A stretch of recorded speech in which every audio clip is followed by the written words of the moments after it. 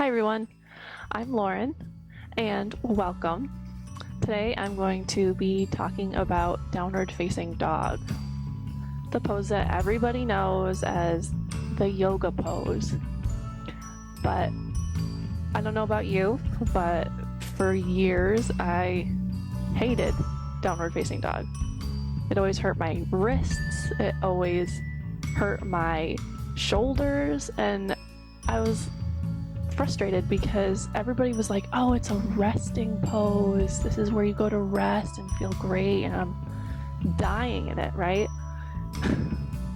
And then I finally learned how to properly do it for my body and for proper alignment, and let me tell you, changed my world. My mind was completely blown. So I hope I can do that for you today. And some little tricks or things you may not have known about downward facing dog is it's an inversion. So it gets the blood flowing to your head, where it's usually going to your feet, which promotes energy in your body, as well as improves your circulation throughout your whole body. It relieves insomnia and cramps and lower back pain and sciatica, and it re-energizes your body and mind and also improves your focus. So needless to say, it's a great pose all around.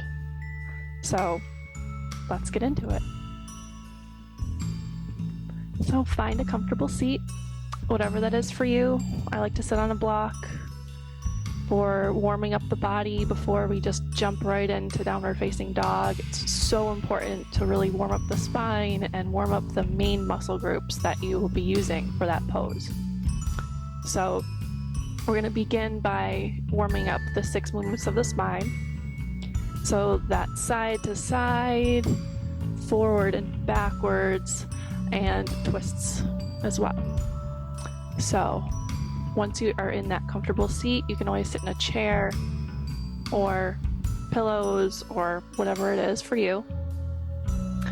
Sit nice and straight in the spine and begin to inhale your arms up to the sky, just really lengthening out the spine for today, waking it all up. So inhaling, reaching the hands up to the sky, and exhaling those hands back down. A couple more here, inhaling, lengthening, and exhaling, letting it all down. Last one here, inhaling and exhaling down. This time, reach your hands up to the sky, leave your right hand up, bring your left hand down, lean over towards the left. So the side to side motion, inhaling up and exhaling over towards the right.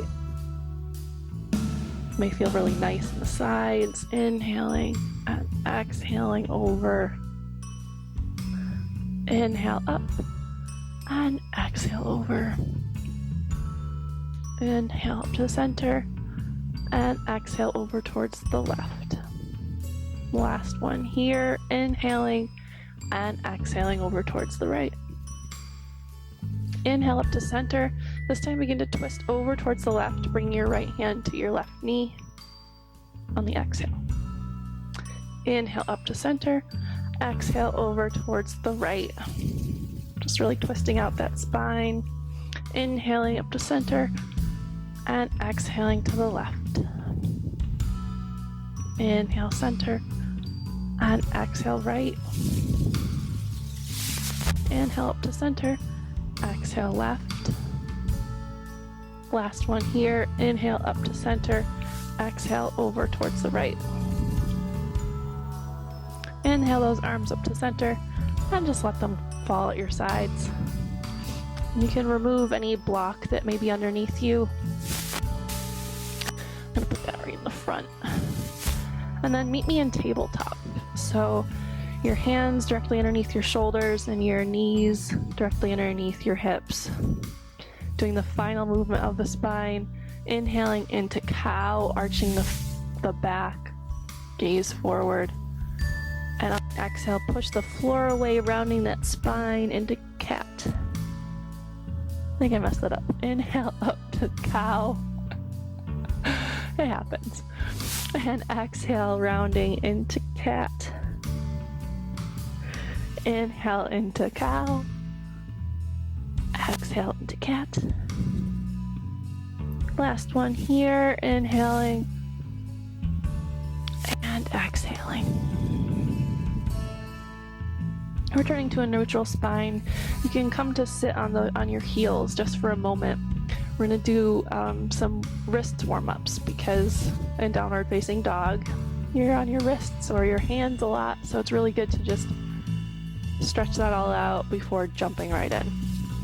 So place your hands on the ground once more and really press into those hands with all corners, all fingertips, all joints. Just feel that pressure in the mat. Now lift them up and rotate them so your hands are facing your knees. Begin to slowly place the fingertips on the ground, followed by the palms. Now this should be really, really gentle, so don't just fall into those wrists. Just rock nicely forward and back. Just really feeling that wrist open up. Breathing.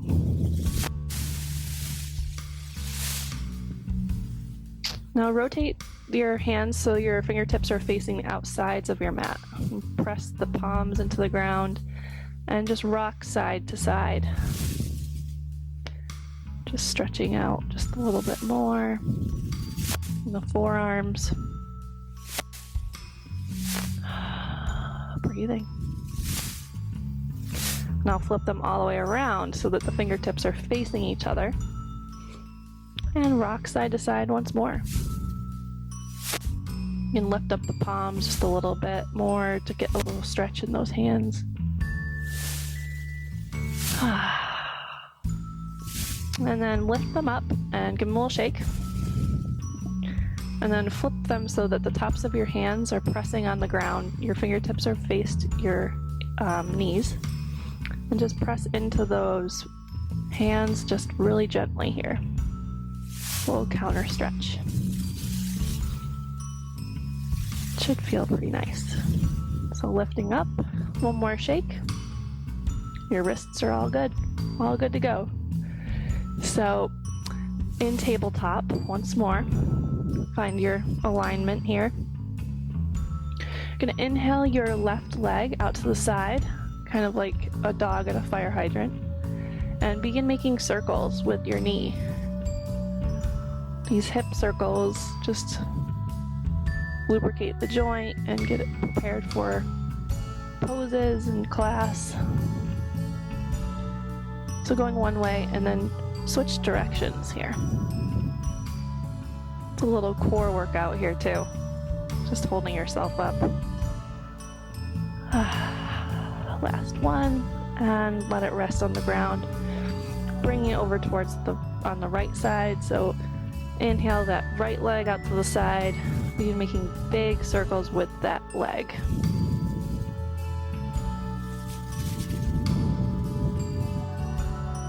Warming up these joints prevents injury. And rotate directions opposite way.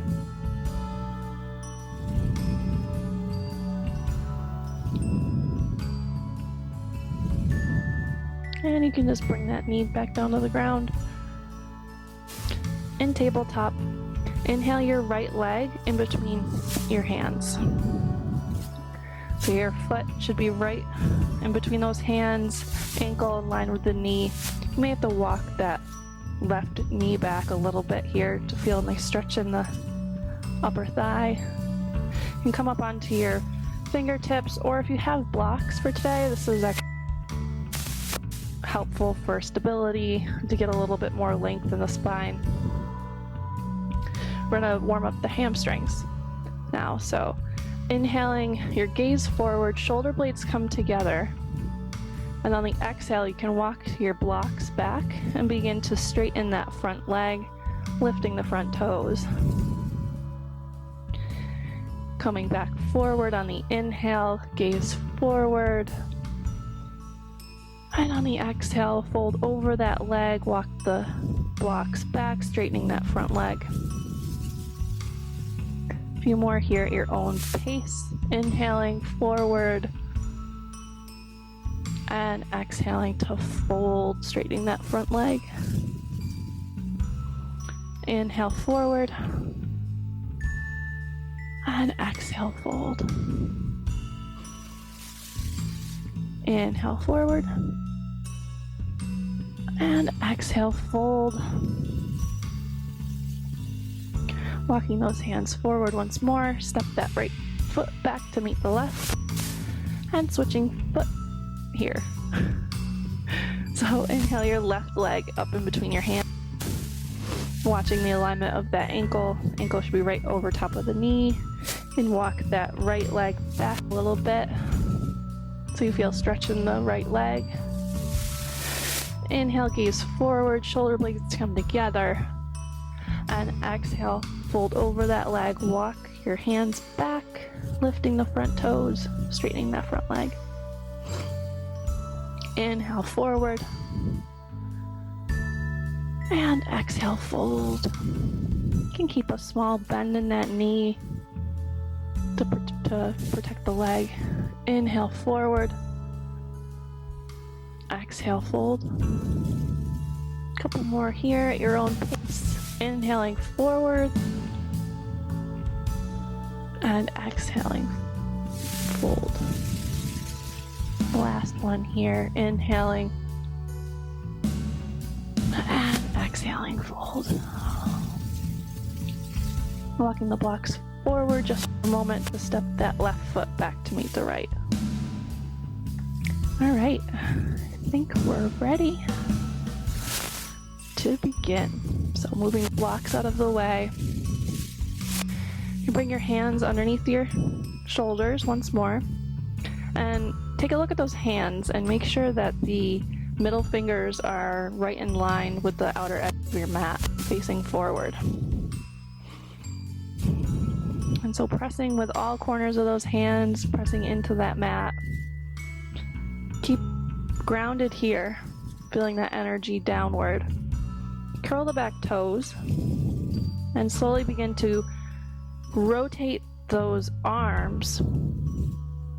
Externally rotate those arms outward and begin to press yourself up into downward facing dog. And if your hamstrings are really tight, like mine, you can keep your knees nice and bent here. And just begin to walk your feet back a little bit. What's most important is not to lose the length in your spine. You want your ears right in line with your arms. Then keep that outward rotation in the elbows and the upper arms. You should feel this right in your upper back. If you feel it in your shoulders or in your wrists, you need to adjust. And breathing here. And exhale, bring everything down, so dropping the knees. And maybe sit back in a child's pose for just a moment. As you can see, get the blood flowing. My face is red. Everything's vibrating, if you will. Just let everything go. And we're going to do that one more time. So walking through it one more time. So coming back up into tabletop. Watch the placement of your hands. Make sure those middle fingers are pointed towards the room in front of the mat. And really pressing all knuckles of the hands down. Rotate those upper arms outward, externally rotating. Almost like you can pry that mat apart with your hands. That's how much energy you want going to those hands. And keeping that energy in the rotation in the arms, tuck the back toes, and begin to press yourself up and back into downward facing dog. You can play with the placement of your feet. You can just walk out your feet here a little bit. The most important thing here is to keep a nice flat back. You want to reach through those sit bones or tailbone. Stretching out the backs of the legs. Eventually your ankles will hit the ground, but that's just not important right now.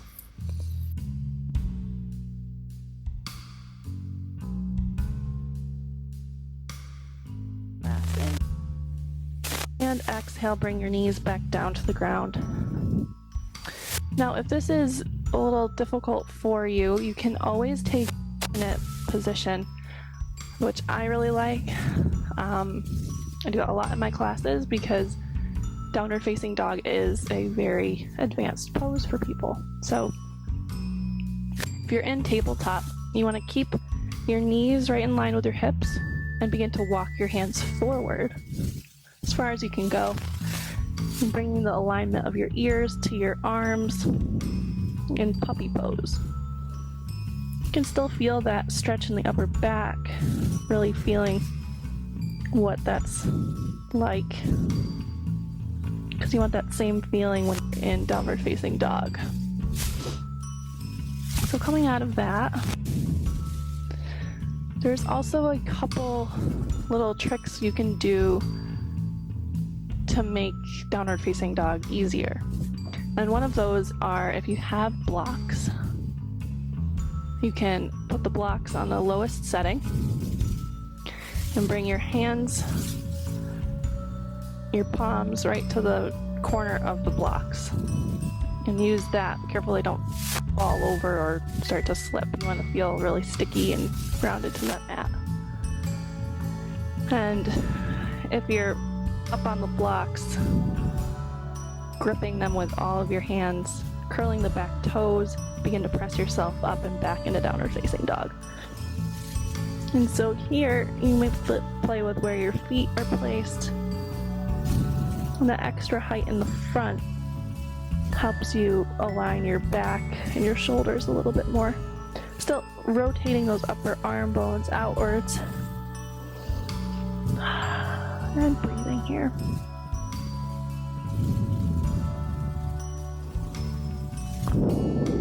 Last one. And exhale those hands back down, or knees back down. And just sit back on your heels. So, that is downward facing dog. I hope that this was helpful for you. And if you have any comments or questions, you can put them below. Thank you. Thank you for this time. I'll see you next time.